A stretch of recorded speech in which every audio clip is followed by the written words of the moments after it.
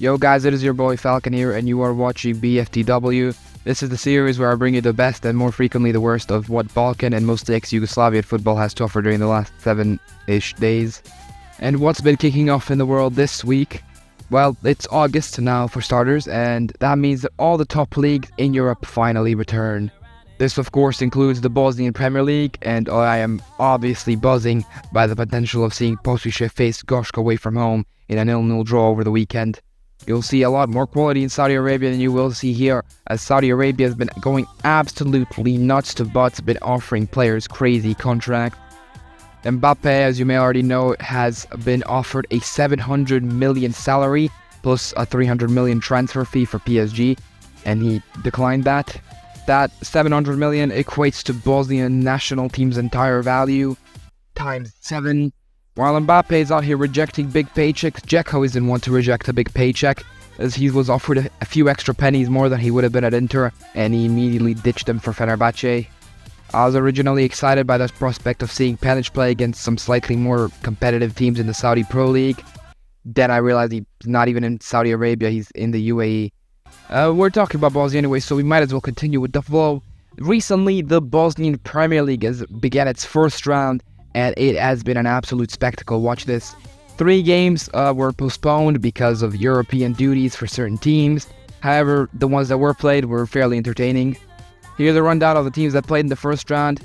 Velez beat the ever-living shit out of the newcomers Zvezda with a 5-0 victory. They played a complete game. It's a great start to the season for them. Zvezda, on the other hand, not so much. Don't feel too bad though, as they are not the only newcomers to get battered, as Tuzla City toyed around with Gosk in their match with a 4-1 result.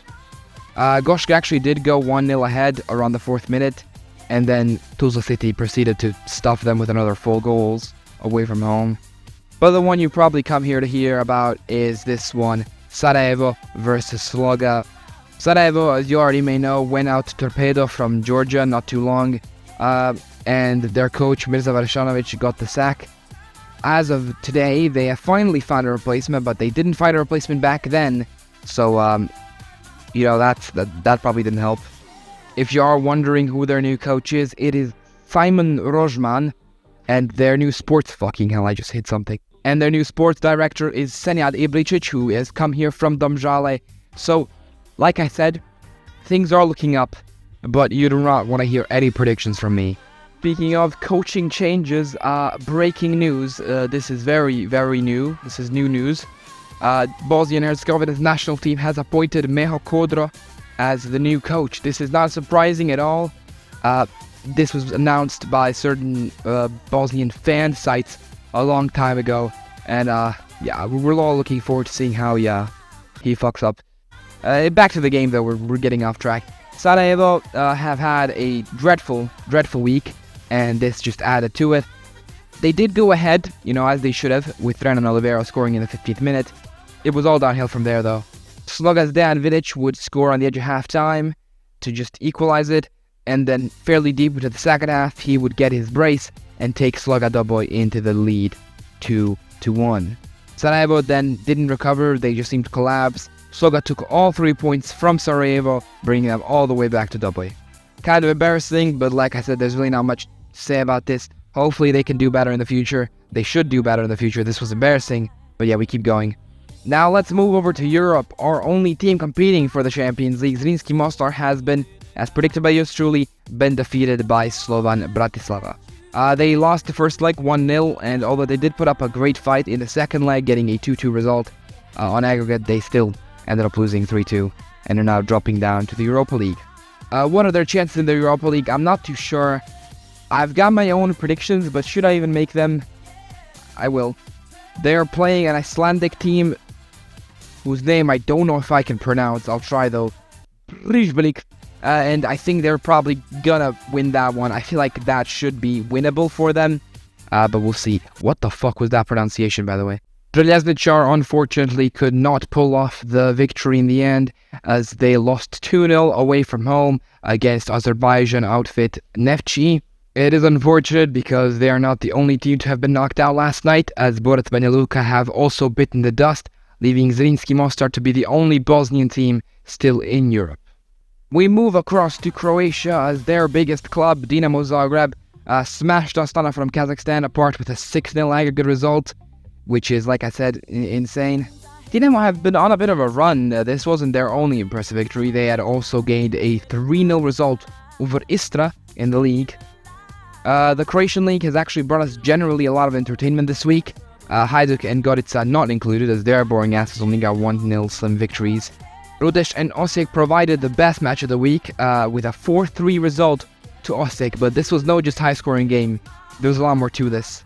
Despite ex-Bosnia coach Prosinecki's Rudeš leading 3-0 at halftime, they'd concede one, and then a substitute would bag a fucking hat-trick and then bring a 4-3 victory to Osijek.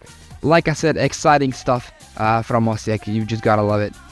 It's not really one of those games I can summarize too much, and it's not like I've got time for that either. I've got about 20 other nations to cover. So I would recommend you going to see the highlights. I just looked them up, Rudeš Osijek. They should be available. Who knows, I might have even put the footage here. Probably didn't though, I don't want to get claimed. Over in Serbia, their league kicked off recently, and despite a few stinky, boring matches, there was some better stuff. Crvena Zvezda dismantled Vojvodina with a 5-0 victory, while their rivals Partizan had some struggles. In a very entertaining match that had goals, penalties missed, red cards and all, Bačka Topola would come up with an answer in the 96th minute through Nemanja Stojic. They currently do not have a team battling for Europe as of now. Crvena Zvezda has, if I'm not mistaken, already made it to the Champions League. They will be in the group stage included. While on the 8th of August, Bačka Topola, who I just mentioned, will begin their road to the Champions League. Now let's go back to Slovenia all the way. Their league also began not too long ago, and in the second round, there was a lot of big wins. There were two huge 5-0 victories as Olimpija beat Rogaška 5-0, and to my honest surprise, Celje beat Mura 5-0 as well.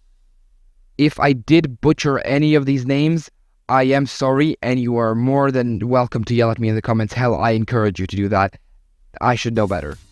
Their teams in Europe have also had results for sure, as Olimpija have actually done very well, beating Petez Ludogorets, a Bulgarian team, 3-2 on aggregate on their path to the Champions League.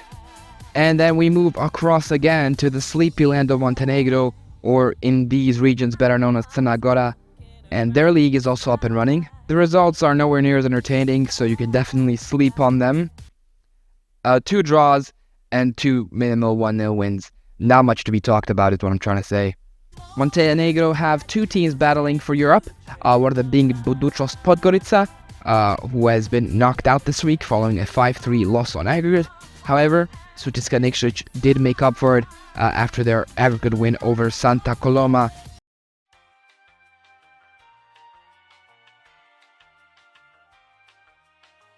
Anyways, we'll head a little more north to Kosovo, and in Kosovo, their league is yet to begin, and their league only has like 10 teams, which is really weird to me, but whatever.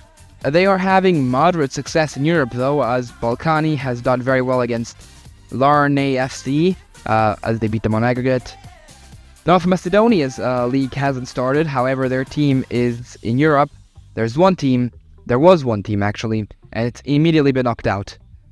Thankfully, I don't have any North Macedonian viewers, so at least that's good.